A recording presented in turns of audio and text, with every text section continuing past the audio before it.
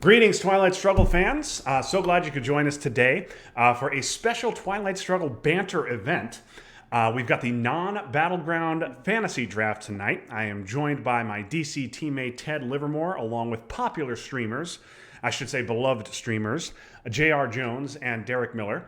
The four of us will be doing a fantasy draft of non-battleground countries in Twilight Struggle based on certain criteria decided upon ahead of time. So Ted, JR, and Derek, really happy to have you here. Without further ado, I'd love to kick it over to Ted, who's going to go over the rules, the mechanics, and how this thing's going to go. Yeah. All right. Well, thanks, guys, for participating in this very stupid idea that I've been pushing for quite a while now. We did, I don't know, maybe over a year ago, I think, right? We did a card draft with Derek that I think was a lot of fun, caused quite the stir. Uh, but always fun to debate these kind of things. I don't know that there's any kind of hard metrics you can point to, and then this is an idea that's been rattling around in my head. Battlegrounds. I think that there's probably an argument about which battlegrounds are most important, but there's aren't that many of them, and so non-battlegrounds. It's not something that no one on stream is saying, well, you got to take the open non-battleground. And so I thought that this could be fun to just sort of debate and talk through. And so we have four teams. Obviously, each of us is going to draft a team, quote unquote, here of countries. We're each going to select four, so 16 non-battlegrounds total get taken. We are going to do a snake draft. I think for our American viewers, should be pretty familiar, but for our non-American viewers, basically, whoever goes last in the first round will go first in the second round. So we kind of reverse order each round to make it a little bit more fair. And then we're gonna go ahead and kind of we're taking the most quote unquote important countries, however you define that. We debated in Discord and sort of came up with this list of four-ish criteria. So access provided by controlling the country. So does it get you to another battleground or other important access? Two, how likely is it that country is going to determine domination? I think that there's one prime example. It's a very important determinator of domination of the region. Number three is going to be the ease or difficulty in keeping control of that country. So, is it easy to coup? Is it easy to flip? How does DEFCON play into that? Some regions you don't get to coup as often. I think also, Justin, you pointed out with the access thing. The other factor we want to consider here is how important a country is when it comes to realignments. You don't see a lot of realigning non-battleground countries, but non-battleground countries can be very important when realigning battleground countries.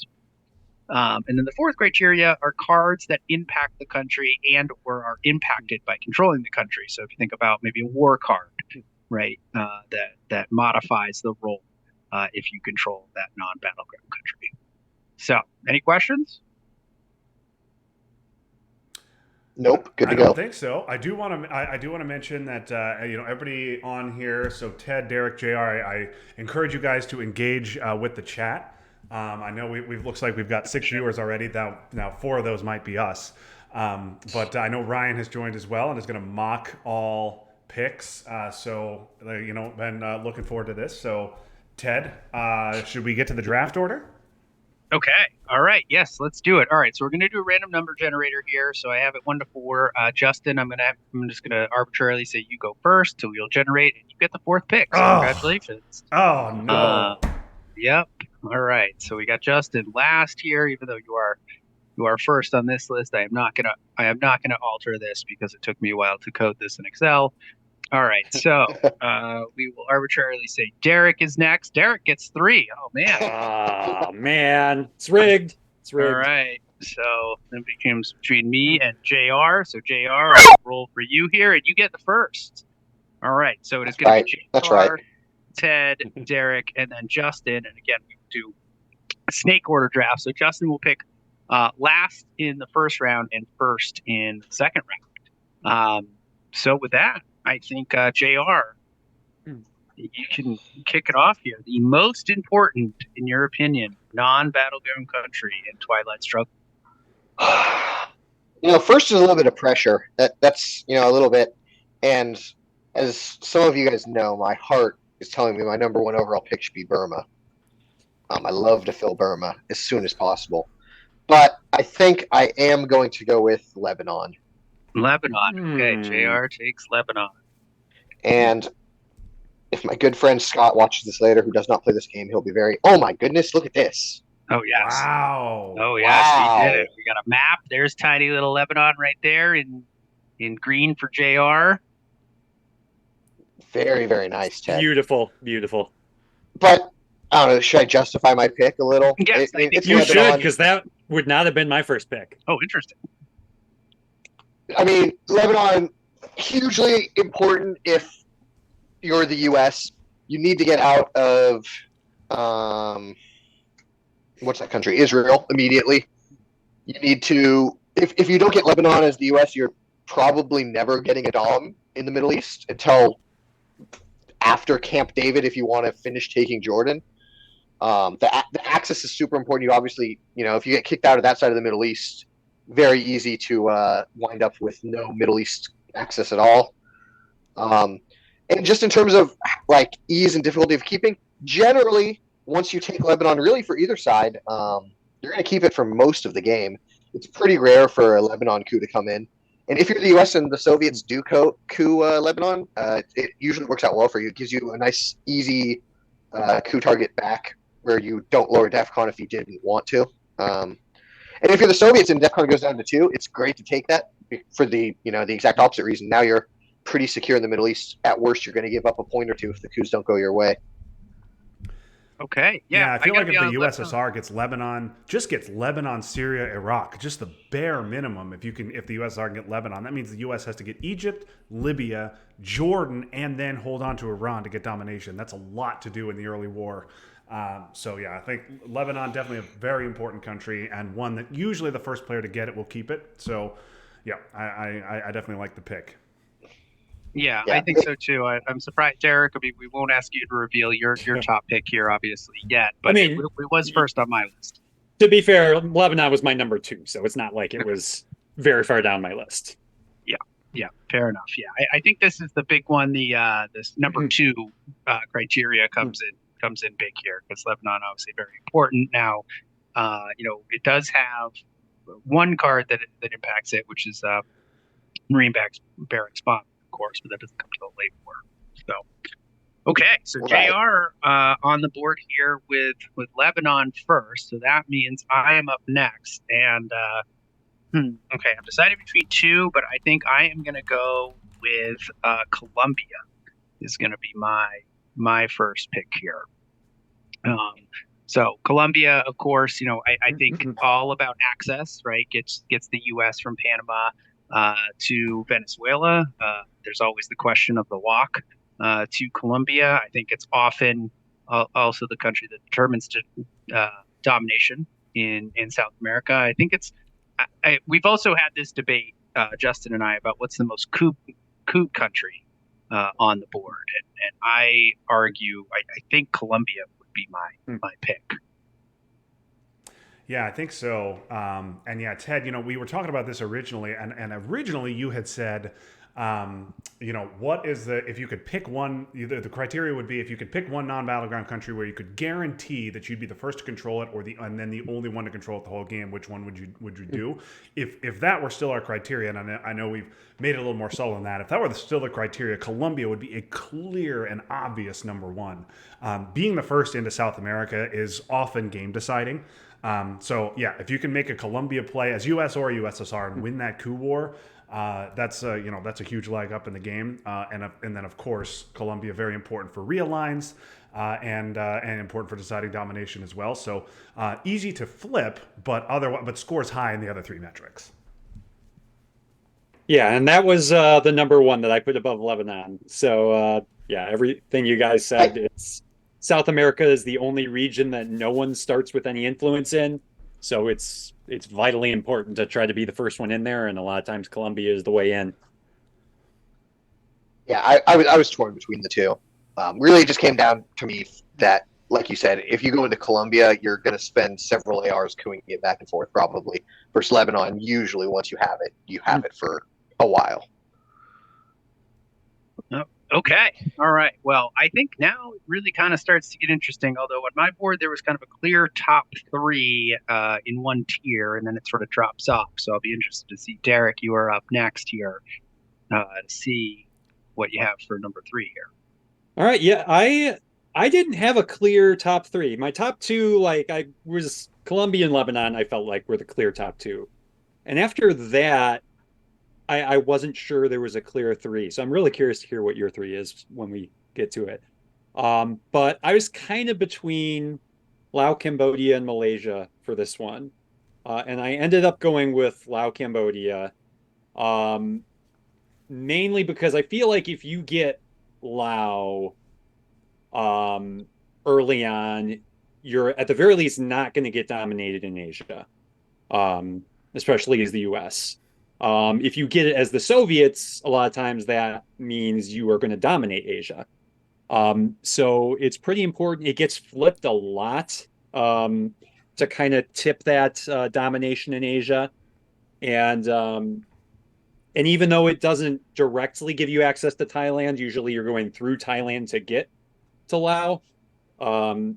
It does have that adjacency to Thailand that can be important for brush war and other things later on.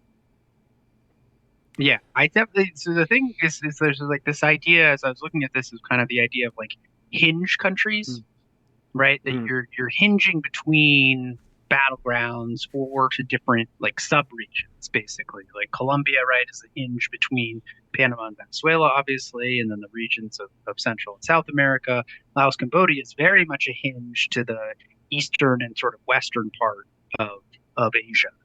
So I think that's really interesting. I certainly noticed, I know, I think Justin, had you had the third pick here, I think you would have gone with Laos, Cambodia, because I do hear you advocating that is a country that must be taken a lot of times. Yeah, Lao was in the clear top three, and that's why I was so upset to get the number 4 pick, is because I felt happy. I feel like there's a big gap between 3 and 4. I knew. Yeah, I agree. I was hoping to get the third pick because I would have been happy with any of these 3 countries.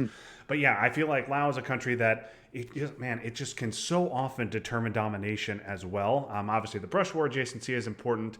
The fact that you can go as the U.S. from Thailand to threaten Western Asia if the USSR is for whatever reason, maybe they're ops deficient or afraid of IP war, you can use that to perhaps threaten Western Asia. And I feel like in a typical game, obviously every game is different, but in a typical game of Twilight Struggle, the USSR will often wind up with North Korea, South Korea, Pakistan, India, and Vietnam, whereas the US will wind up with Malaysia, Philippines, Indonesia, Thailand, and then those extra couple of countries in Southeast Asia can often determine domination. So I feel like Lao is just if you can hold on to Lao, it's really good, especially for the U.S. to be able to stop domination. But yeah, I think Lao is a solid pick here. Definitely what I would have gone with at number 3. Okay. All right. Well, now I think it gets interesting because again, I thought there was a clear top 3 in kind of one tier here. I would have been pretty happy with any of these 3, and now I think it gets pretty interesting. I did see a lot of chatter when we posted this announcement in the WhatsApp group with some pretty strong feelings about even a number 1 pick that hasn't gone yet. And so, Justin, we're going to hand it over to you for both your first and second round picks. You get back-to-back picks here. I'm very curious. I'm not excited here because would have been very happy with one of those 3 countries. And this country, whatever country I do take here, is not going to not be nearly as valuable as any of these. So there'll be lots of room for argument. And this is maybe a weird one. Not sure where you guys had it on your draft board, but I'm going to go with Cameroon here. Cameroon at number 4. Obviously, a country that is, in Africa, one stab in Africa, so easily could, often flipped. So scores definitely very low in that metric. However, it is a country that is, for good reason, almost always taken, in the early war. It's a country that provides access to 2 one-stability battlegrounds, can threaten flips. Presence in Cameroon means the other player, if they control those battlegrounds, must immediately overprotect those. It obviously can set up realigns. and can be an important one in determining domination as well. Although in Africa, obviously there are lots of one stabs. Not nearly as impactful as Colombia, but I think Cameroon's a good one, a country that is good to have, especially if you're the U.S. in the early war, can get you to Nigeria on turn on turn 3 or turn 4, which is otherwise inaccessible unless you're going through an easily could non-battleground, unless of course you're playing Puppet, CRG, things like that. So I don't know, guys, rip me apart, but I like Cameroon at number 4 overall. Well, Cameroon was the one that in the WhatsApp group I saw a lot of people jump to. Is actually number 1, so I actually think you got good value here. It was number 4 on my list, so that makes sense. I think the only thing is you're never, no one ever says, well, I got to take Cameroon. Justin, on your streams, I constantly hear you saying, well, you have to take Lebanon, you have to take Laos, Cambodia. Colombia is, I think, not necessarily like I want that country, but I want the access. But you don't hear a lot of people say, well, Cameroon's really important, I got to take it here. But I agree with you. It does give you access to 2 battlegrounds and plays a very important role in real events. Yeah, very important if you're doing the walk from the southern part. You want to get to Cameroon before the end of the early war as well, so you can maybe set up a reline on Zaire if they coup it and get you to Nigeria on that next turn after a coup. Cameroon was also in my tier 1. I was making little groups of 4, and Cameroon was in my tier 1 list as well. So yeah, I had it. I didn't have it quite as high as Justin did, but it was definitely my top African non-battleground for all the reasons already stated. Okay, all right. So now I think it gets even more interesting here. And what I don't know about you guys, but I was doing the prep, I was like, oh, this gets ugly real fast. Yeah. Yeah. And so let's see, Justin, on the turn here, what are you going to take for your first pick of round 2? Yeah, so on this one, I'm a little torn between a couple of Southeast Asian countries. I think here I will go with the defending U.S. Cup champion is exhorting me and the rest of the group to take Malaysia. So I'm going to go ahead and do that. We'll take Malaysia at number 5 overall. The benefits of Malaysia are obvious. A country that is often not actually controlled in early on, unless there's a big Asia domination country count fight. But a country that is almost literally every game sees influence placed in it on AR1. One of the most important places to go for influence on as soon as humanly possible for the U.S. Get you access to Thailand. It's a brush war modifier. It's an important, very important country in Southeast Asia. It's a VP when that comes up. The reason I don't have it higher on my list, is obviously it is a country that is just not often fought for. The USSR will generally not take Malaysia. It's a country that is critically important for the U.S., but not so much for the USSR. They will rely on events to get into Thailand, or unless they are, of course, cooing Malaysia with duck and cover. So it is, this was a little bit of a tough one for me. Maybe not so important in controlling the country early on, but just getting into it, using it to get access to Thailand, which is, I would say, the second most important battleground country on the board next to France. But Malaysia definitely an important country, and I'm comfortable with it, if not ecstatic about it, at number 5. Yeah, I think the one thing that made me hesitate about Malaysia is that I agree with you. The fact that ops get placed there on AR1, turn 1, very, very often, but it can go an entire game without actually being controlled. Yep. It's important to have the one op there, but I think a little bit less important to actually control it. So it's a little bit lower on my list for that reason. Although I understand, Ryan certainly pointing out in the chat that Malaysia is an important country. So that was my only hesitation. Yeah, same here. And I think. yeah, I was torn between that and another couple of countries, but I think it also depends a little bit on interpretation when you're coming down to any kind of when you're coming down to the fantasy draft. So Yep. using this one for access, even though Malaysia, whether the U.S. controls Mm-hmm. Malaysia or not, is unlikely to determine domination or anything like that. But Jr. Derek, what do you guys think? Well, I had Malaysia as my number 4. The only reason I put Lao above it was kind of Lao serves as that kind of, I think, hinge Yeah, between to the two some regions. yeah. But Malaysia, even though it kind of scores low on some of those other factors, the access it provides is one of the most important access to one of the most important battlegrounds in the game. And I feel like that access it provides um, kind of mitigates some of the low scoring it has in these other factors. Yep. Also, our first two staff. Yeah. Yeah, It's interesting. I mean, just the fact that your opponent, the USSR, is usually willing to give you 2 VP for the chance to coup it must make it a pretty valuable country. That's a good point. Yeah.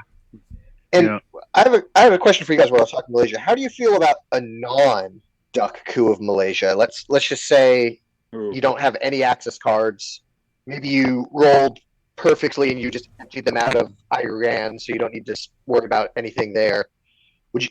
Because I've seen some people do that, and it seems. I mean, obviously sometimes you just fail, but with only one op in there, it can be a pretty appetizing coup target with just a 2 op. And now the U.S. has a real problem with you having access to Thailand. Derek You should did it answer this before. first.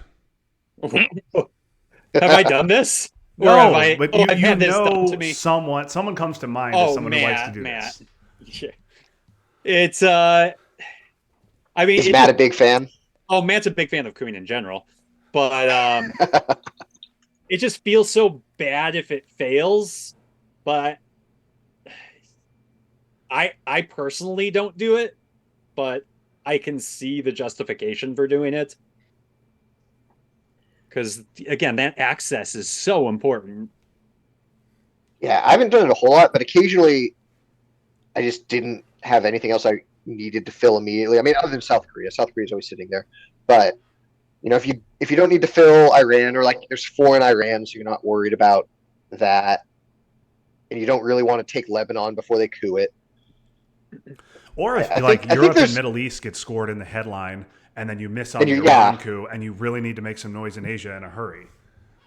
right yeah if the U.S. is already into Western Asia, which is a disaster for the USSR usually.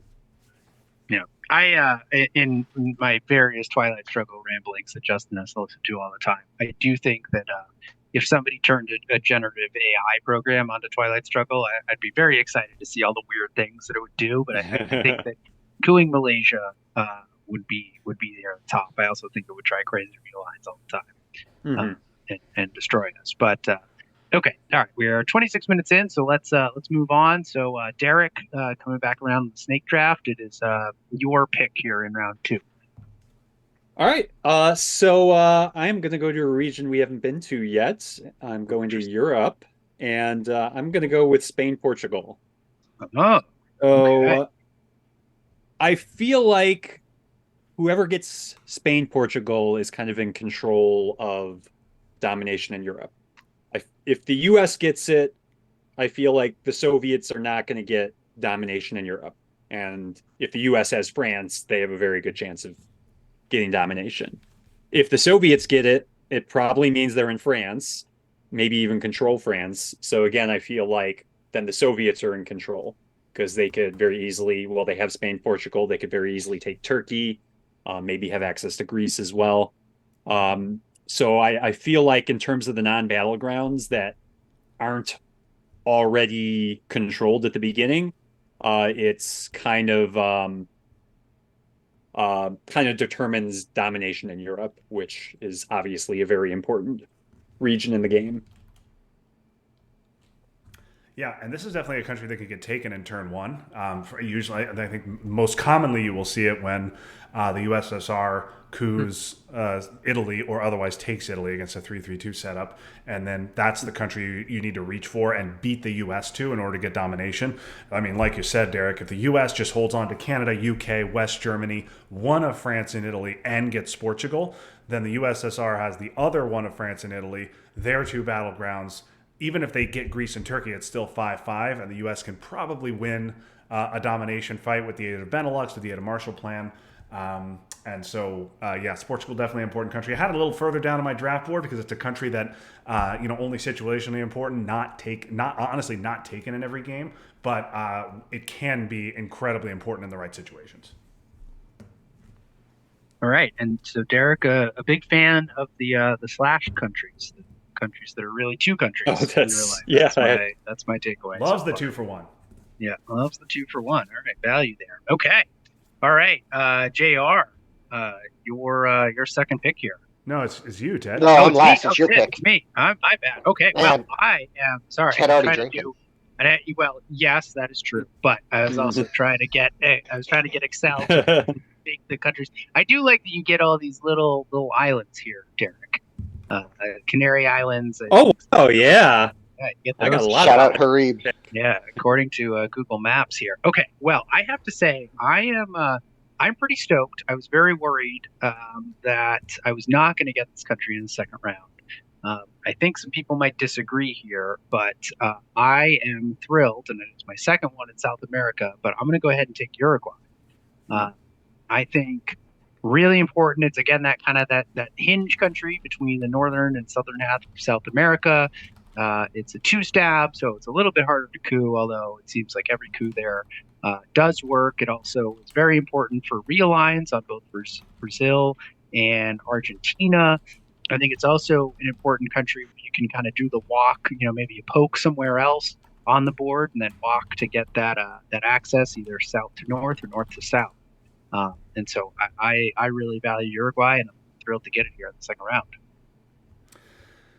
Yeah, Uruguay is a great pick. I knew it wouldn't have no chance of making it to me at 12. I felt like the reason I didn't take it earlier is because it becomes a little bit less important when the D-stall has been triggered and the USSR is in both halves of South America already.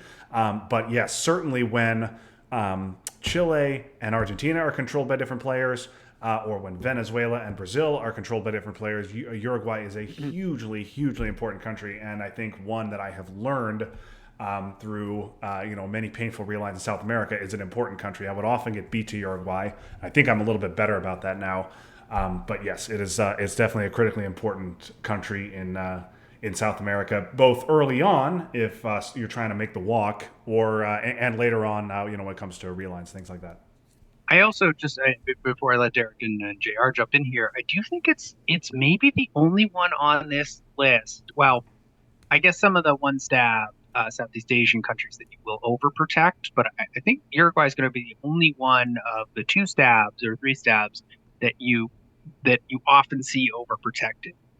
You often see kind of the 3 ops into Uruguay and 1 op somewhere else, maybe a 4 op, if you're doing kind of a risky walk between north and south there and hoping that's going to deter your opponent from cooing. Absolutely. Yeah, I think you do see that.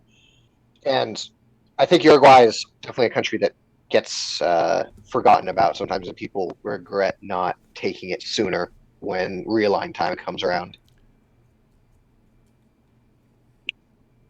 Cool. All right. Well, yeah, and Uruguay, I was going to say that would have been my next pick. But yeah, I think it is an important country in terms of getting access to both parts of South America. And only reason I put Portugal above it is I feel like Portugal more controls domination than Uruguay, but Uruguay very well can determine domination with all the coups going on in Colombia. Yeah, definitely. All right, JR shitting on my pick in the chat. I appreciate that, JR. And so that you're welcome. Your You're pick. welcome. You get to choose from the crap that's left over here. I think I have one more country that is still pretty high on my list here. And I was honestly, thought Justin might take it with one of his, but I'm going to go with Botswana. One of our favorite countries to be yelling in Twitch chat, someone please take this country. Oh God, why is no one taking Botswana? So this is one where, as opposed to a lot of these countries, you don't use it as much for access. It's not really giving you any access most of the time. But the ability to prevent or allow the realigns on the bottom part of Africa there with Botswana is just so important. And it also just being a 2-stab non-battleground in Africa can be pretty helpful for maintaining Africa Dom if you're trying to score that.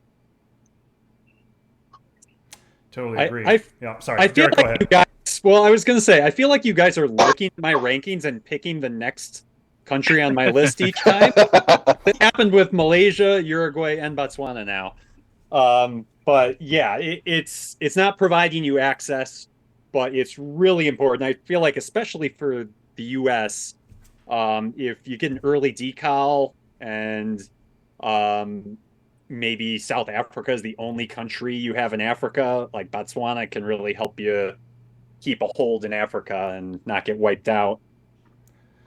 Yeah, the other thing is, obviously when there are games when Botswana is not taken, but man, when Angola and South Africa are controlled by two different players, Botswana is a hugely important country that can decide the fate of two battlegrounds in Africa.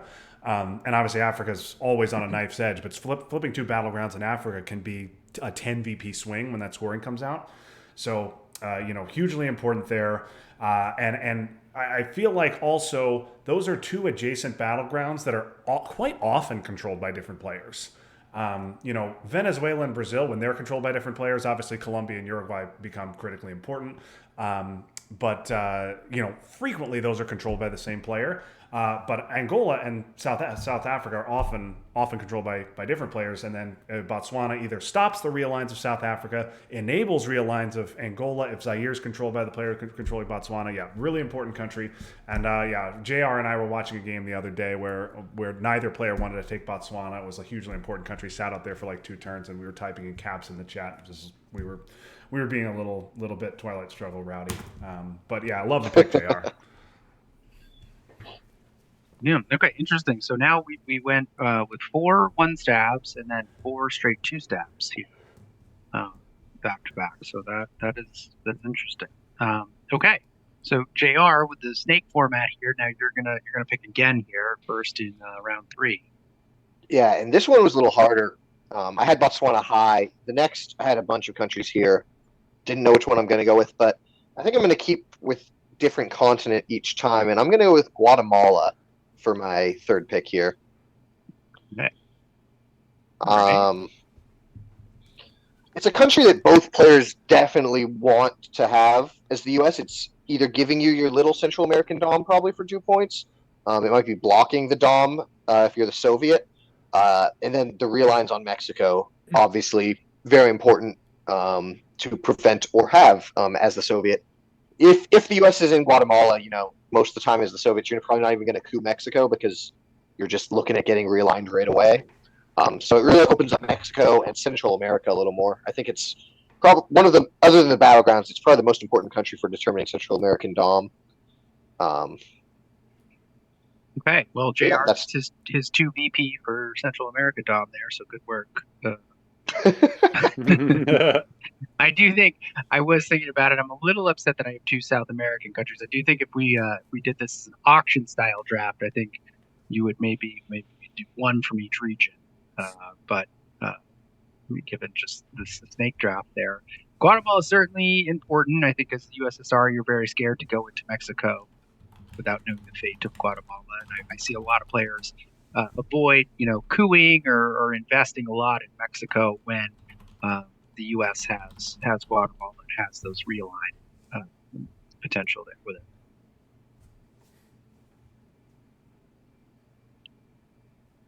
Okay, sounds like no one has anything else to add about Guatemala. I will say that it's a lot further south on this map than it is on the Twilight Struggle map. Well, Yes, Mexico's pretty long. Yeah, Mexico's pretty long.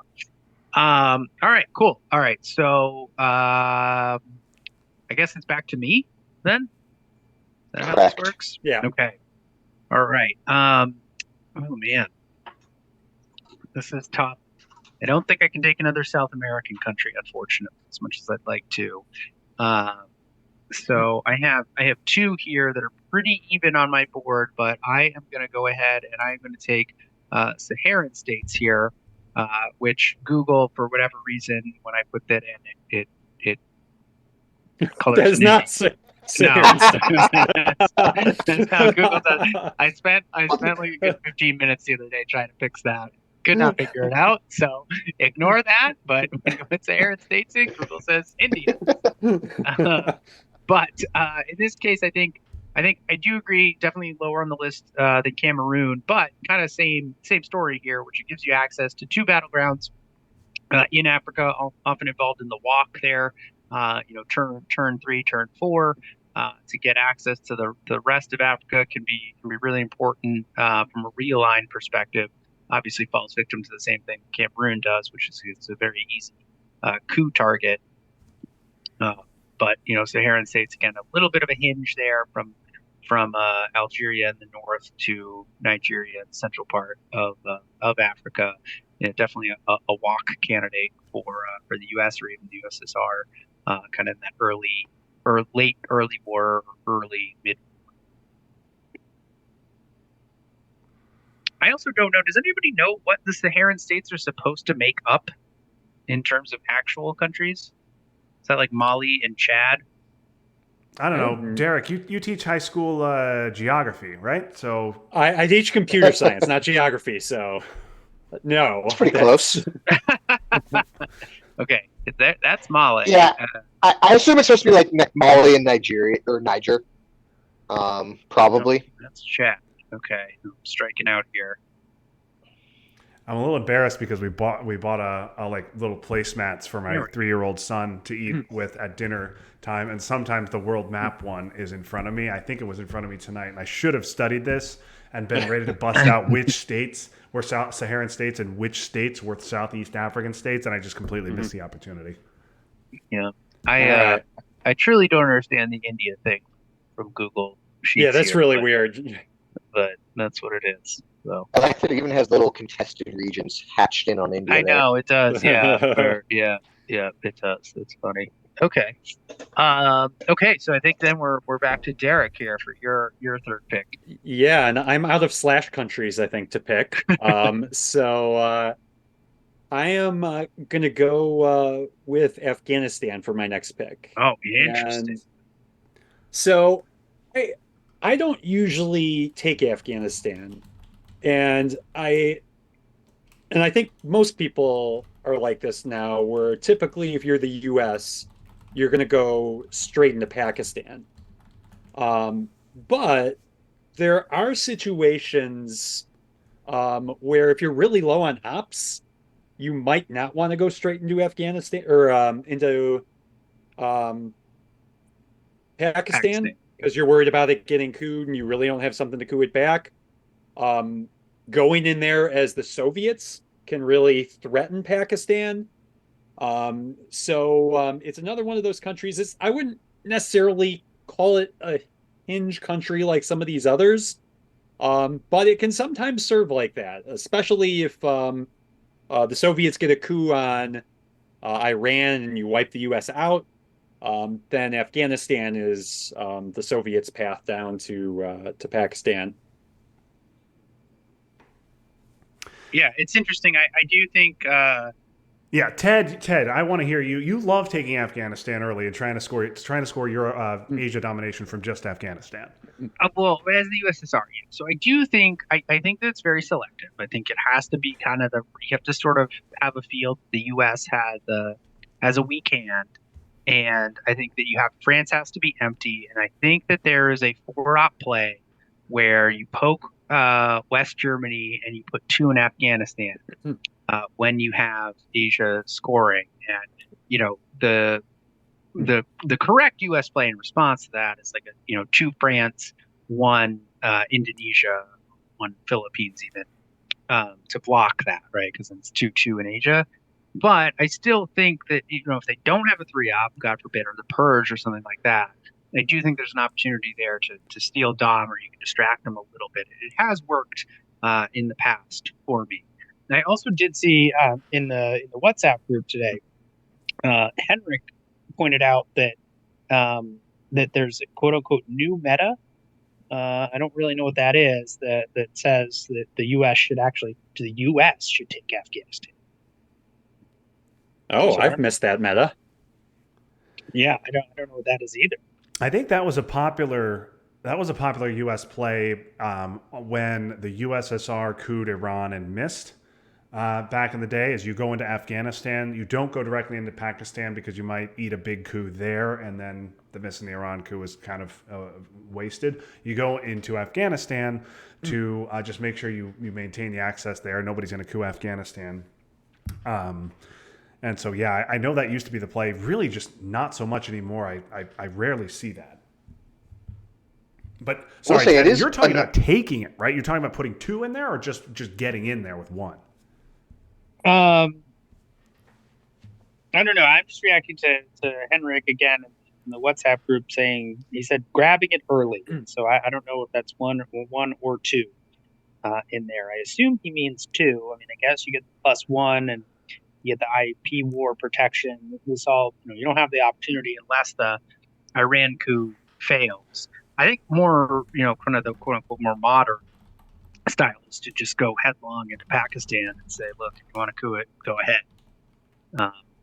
I have also seen on occasion just an absolutely infuriating. This happened to me, I think this ITSL season, where I went in there.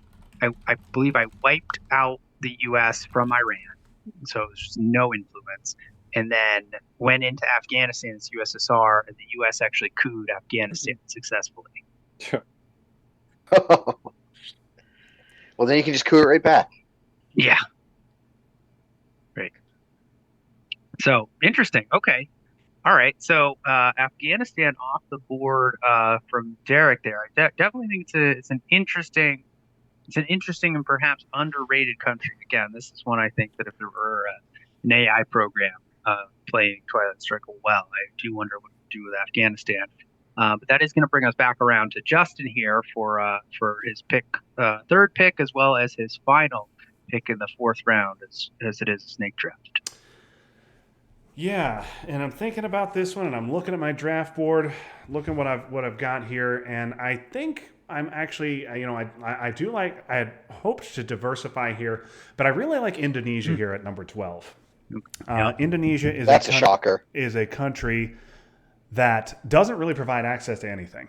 It is just kind of sits there by itself.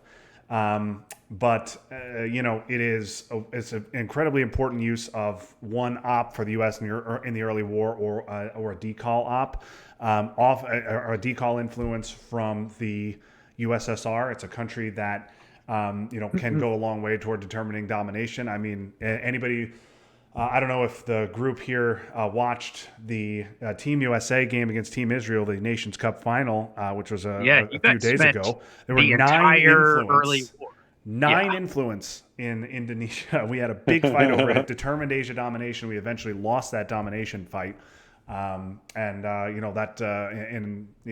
was, I'm not going to spoil anything, but that was a close game. We would have liked to win that domination fight. So it was perhaps more important in that game than in some others. But it's an important country, cheaply controlled and then easily held on to, which I think are 2 important things. Shares that in common with Laos, shares that in common with Lebanon as well. So no access really, but key for domination, almost always taken on turn 1 or 2. And can definitely, and obviously, of course, it's a VP when Southeast Asia comes around. So I do like Indonesia, maybe a little bit of a weird pick, but JR really seems like he hates it. So JR, tear it apart. Oh, no. I knew that was coming. That was next on my list of Justin's countries to pick was Indonesia. I don't disagree with you. I think it is an important country. I mean, you often see people when they're decalling, even, they'll pass up a battleground in Africa to get that one in Indonesia and Asia. So I think that's a very good pick. I think it's a very important country. It was just, I knew you were going to pick that one. That was high on your list of countries you yell about in chat. All right. Yeah, truthfully, I did not have Indonesia on my board. I only went through 18 countries, but if the Soviets decal, that is definitely a country you want to go to. Early. Because yeah, it can determine domination in Asia. And yeah, you kind of convinced me a little bit. Maybe it should have been on my board, but I probably still wouldn't have picked it. Okay. All right, Ted. I mean, Ted plays with me a lot. So, Ted, what do you think? No, I think it is a unique country here because you could see in the adjacency that doesn't have. I think is it the first one that we've picked? It most certainly is that doesn't have adjacency to a battleground country, uh, Yeah. which makes it unique in that way. But it is certainly one. I think it was JR who said when you're playing decal, you will sometimes forgo putting one in one of the battleground African countries and instead go to Indonesia because it is hugely important. I think particularly for the USSR to get in there because to have any hope of Asia domination uh, to prevent the U.S. From just country counting you, and sometimes you'll even see from Indonesia the USSR take like the Philippines. To try to get domination. So I think on our kind of our number two criteria here, it's much it has carries a lot of weight even if the access uh, factor is pretty weak. Yeah, no question about it. It's a country that it doesn't provide much access, and in fact, not much access is provided to it. USSR really isn't going to get in there without a high DEFCON coup or decal. But I still like it as a VP, and as a VP when Southeast Asia comes, I still like it as to try and get Asia domination. With the U.S. can wind up with Laos and Indonesia. Usually, it's going to be very hard to dominate them, even if they get cleaned out of Iran early on. So I think we are. If there's nothing more to say about that, I think we're on to the last round. Is that right, Ted? Let's do it. Yep, let's do it. So you are first up here in the last round. So there's still one more much discussed, certainly in our group chat, a Southeast Asian country on the board. I'm not going to take that one. I am instead going to, and I'm going to leave that. I'm going to leave that for somebody else. I do hope someone takes it, but I'm going to go instead with Nicaragua. Nicaragua is, it's an interesting country. It can be. Guatemala has already been taken, but Nicaragua, usually Guatemala is taken early on by the U.S. to defend Mexico, whereas Nicaragua is often taken by the U.S. to try and realign Cuba. Now, obviously, if you're playing against JR, there's no need to take Nicaragua. Just realign it even, and Cuba will be empty. But playing against anybody else, Nicaragua can be a really important country to hold on to in terms of Cuba realigns to potentially switch around, affect Central America domination. And also, less often, if you have an empty Panama, can be used to walk from Cuba to Panama if you're doing something else at the same time. So Nicaragua, a little bit of maybe a little bit of an unconventional choice. There's other stuff. There's definitely other stuff on the board that's important. There are other things that could have been a good pick here, but I like Nicaragua here. Think it is in certain games it doesn't matter, but in other games it can be critically important to to flip over a nice handful of VPs in Central America. Yeah. Okay. Well, you can tell we're in the dregs here. When we're taking Nicaragua, but yeah, I agree with Justin. I think that sometimes the little walk from Cuba as the USSR could be a sneaky little play, or maybe you coup Panama successfully and then do the walk the other way. But Nicaragua, cool. Yeah, my countries aren't very good at soccer, Ted. Your countries and Derek's in particular much better. If these were World Cup groups, Ted I think would probably have the group of death. Mine would be the group of life. But that's not what we're drafting tonight. Yeah. All right. Cool. All right. So with that, Derek, it's gonna be your fourth and final pick. All right. So this might be a very controversial pick. And Justin, I somewhat made fun of your Indonesia pick, so feel free to tear me apart on this one. Although you did convince me on Indonesia. I think I should have put that higher up. But I am going to pick certainly the highest stability non-battleground anyone's going to pick today. I'm going to pick the UK. Yeah. And it as the Soviets, like, you're not going to get control of the UK. It's not happening unless it's some weird sort of game. Even to get influence in there in the Soviets is somewhat rare. Um, but the fact that the US starts with control of the UK, you only need 3 influence as the US to take domination in Europe. And that domination in Europe can be crucial to the US in the early war. Asia, a lot of times it's hard for the US to get a domination there. You could get Middle East, but that's not going to get you a lot of points. So those VPs potentially from Europe could be really important. And it's not just the fact that you can get domination pretty quickly because you start with UK.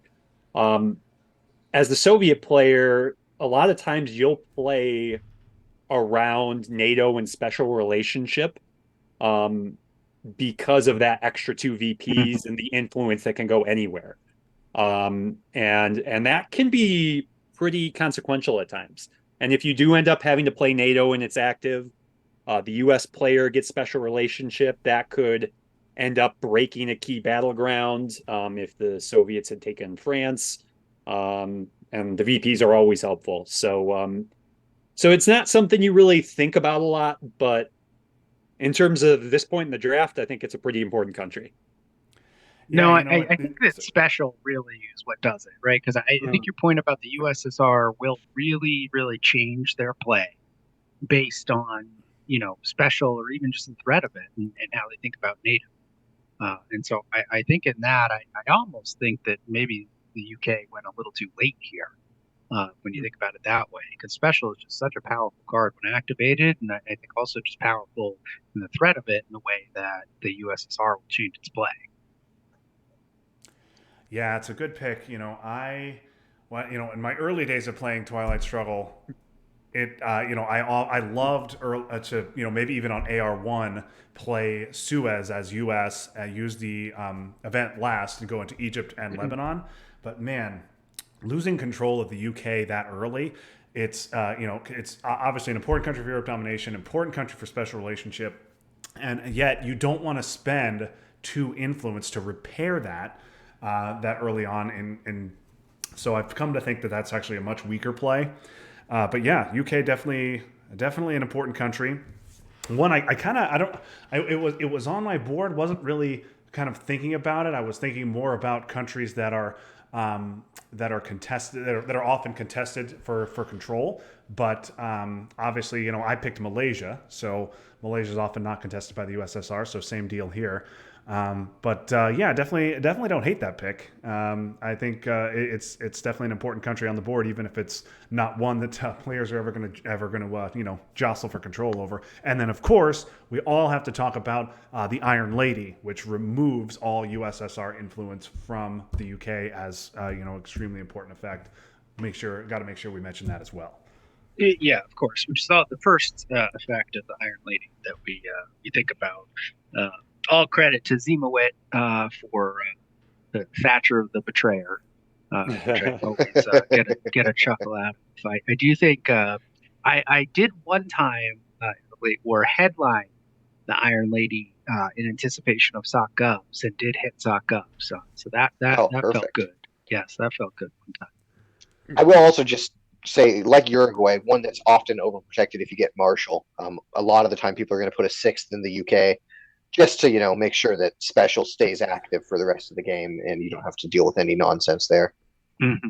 Yeah, so. And I know Tim Furrow as well mentions that he loves to put a 6. He'll actually spend ops to put a 6th in the UK if special is active and in the deck and the USSR can't space it.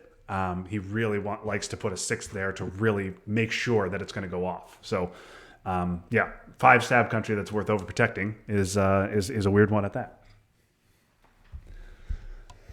Yeah, and I think the only 5 stab country on the board as well. Yes, if I'm not mistaken. Yeah, interesting. Okay, until Brexit. All right. So I think it is on me now, and I have one country left on my board here. So I'm glad it did not get taken, and I would have had to fish through much longer list here. Now I don't know if this is right, but I'm gonna do it anyways. The much talked about Burma. Thank So I God will it got go ahead. taken. Thank God somebody took There it it. is. Yeah. There it Yeah. is. Now, I think Burma is mostly important for the IP war effect there. It's a two-stab in Southeast Asia. It's an important walk country, again, between whether you're going east to west or west to east.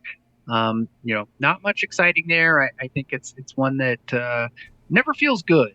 Never feels good taking. You always feel a little dirty afterwards after you get in bed there with Burma. But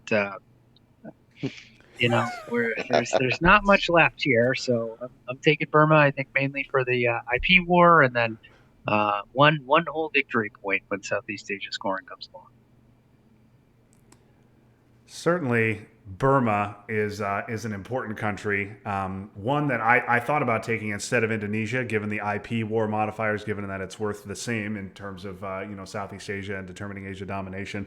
Only reason I didn't is exactly what you said, Ted, which is spending 2 ops in Burma, on turn 1 or turn 2. It seems like such a waste. Seems like you feel like you can always find somewhere else better to spend it, and you're really spending those 2 ops. Because you are terrified of the IP war or you're desperate to try and prevent Asia domination. But definitely a very important country, a country that is almost always taken every game. I took Indonesia instead because Indonesia is frequently taken on turn 1 or turn 2. Burma sometimes has to wait till, turn 3 or even the mid-war. But Burma definitely a good pick. I knew somebody would take it, and I'm glad it didn't go. It didn't go undrafted here, and wasn't Mr. Irrelevant. Well, Mrs. Irrelevant either. Yeah. Okay. All right. So speaking of Mr. Irrelevant, JR here is going to round us out with his 4th and final pick of the draft. So, late in the draft, last pick. None of these are going to be your starters. They're going to sit on your bench. You're looking for a deep cut, right? You want someone who might explode, who might do nothing. So with that in mind, I'm going to go with Canada for my last pick. Oh, okay. Oh, wow. Controversial pick. Do you have we'll see if Ted even has it on he does. I do. But, I mean, with NORAD, Canada can go anywhere from just useless to one of the most annoying countries for the USSR. And I think the NORAD effect, that's a much discussed, is it underrated or not? Because the U.S. will almost never event it themselves, and the USSR will almost never give you NORAD. So I think there's some discussion to be had there, but I just like it there. It can be a very, very valuable country. It can also be worthless, but hey, it's the 16th pick in the draft, so I think it's fine to grab there, and maybe I'll get 6 turns of NORAD value out of it. No, I like that as the last pick. Like I didn't have it on my board, but as you were talking, like the fact that it can give you access anywhere potentially is really can be huge. But again, sometimes NORAD doesn't happen at all and Canada is useless. But yeah, I like that pick. Yeah, good situational pick. Sometimes it's hugely important, sometimes it's not important at all, and it just sits to influence the entire game. But yeah, as a last pick, that's what you're looking for. You're looking for somebody who can give you a spark off the bench if you need it. High variance. Not somebody who's going to be, just okay in every game. You want somebody who's, a little bit of a flyer, a lottery ticket. And I think Canada certainly is that. Yeah. Okay. Yeah, I do think earlier today in my game, I headlined Quag and my U.S. opponent headlined NORAD. So that was probably the shortest lived NORAD of all time because it lasted until my headline went off. That's funny. All right. Well, this was fun. I apologize I couldn't get all the flags to work. The slash countries, and then for some reason it didn't like the United Kingdom. It just didn't like my picks. Yeah. Yes, it didn't like Derek's picks, obviously, and then Saharan states highlighting India there was interesting. But yeah, this was fun. This is about how Fortunately, we didn't pick. I had 25 countries that I programmed in here. We didn't go deviate from that list. So I do wonder what everybody thinks kind of the top remaining country. My opinion, I think, is Tunisia. I think maybe I should have picked that over Burma, actually. but if forced to pick another one, what would everybody else select? Actually, Tunisia was my next one that wasn't picked as well. Yeah, the access that could potentially get you to Yeah, another Libya. hinge country there. Yeah. Hmm. Yeah, Tunisia was on my list. Also, Haiti as a third Central American battle country. I think two is plenty for that region, which is often the least important region on the board. At the very last position on the board, I actually had it I think at number 17, even though I knew there was only 16. Was Peru. Yeah. A country that is very important when Argentina and Chile are controlled by two different players, and otherwise, but they of course usually are controlled by the same player, and so at that point it's not particularly helpful. So that was on my board as well, but very low. Yeah, I had Peru, Tunisia, Ivory Coast, and then I had one more fun flyer, which was Taiwan for the Formosan effect. But Yeah, I was going to I was ask if I anyone was had Taiwan on their board. it was on my board. I was never going to pick it though. Hmm. But Yeah, it is a sorry. Go ahead, interesting JR. country. I was just gonna say it is an interesting country. You do end up fighting for it semi often. Sometimes just for that eighth country in Asia, even if it's not a Formosan issue. Didn't you just have a game today, JR, when you had to fight for Taiwan? Yes, I did. It didn't end up mattering, but yeah, Yeah. I did have to fight that guy for Taiwan earlier today to make sure that I didn't give him Asian Om. Yeah, the other country I had on my list that I was never going to pick is Vietnam. Obviously Vietnam is a country that counts just as much toward Asia domination and just as much toward Southeast Asia scoring as Indonesia does, and it provides access to Thailand, which Indonesia does not. But of course, because of the presence of the Vietnam Revolt's card, neither player is often excited about spending their own ops to take Vietnam. If there's a situation where you have to take it to as the U.S. or even USSR to avoid or try and assert Asia Dom, certainly that happens. But given players' reticence to invest there until the card is gone, I felt like it wasn't worth a spot here. Yeah. Okay.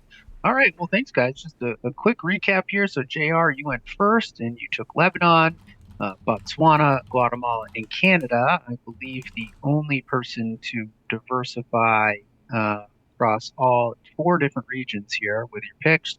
I went second. I took Colombia, followed up with another South American country in Uruguay, the Saharan state / India, apparently, and then rounded out Burma. Derek, you went third, took Laos, Cambodia, then followed it up with another / country in Portugal, and Afghanistan and UK. And Justin, you went last and took Cameroon, Malaysia, Indonesia, and Nicaragua. Very, very close to having only one stabs on your draft board here. So, yeah, we'd love to hear from the chat. Thank you, Ryan. Thank you, Max. Thank you, other viewers here. We'd love to hear who you thought did the best in the draft, and maybe we'll hear in Discord or the WhatsApp group later on for our European friends who are most likely fast asleep at this hour. So with that, I think we can wrap it up. Yeah, Justin. Ryan gives the nod to JR. But I think JR got really good. Obviously, I think we liked Lebanon. I like Lebanon or Laos at number 1. And then, I think Botswana was great value at number 8. So I do like JR's team. There's merit in all these choices. Okay. All right. Well, Ryan apparently gets to decide the winner here. Max just says Canada seems dumb. So, okay, Max. Thank you for your constructive input, as always. But yes, thank you everyone for tuning in. Looks like we had a handful of viewers tonight. Thank you, Ted and JR and Derek, for spending time on this Friday night. I know you all have vibrant social lives that you certainly must get to.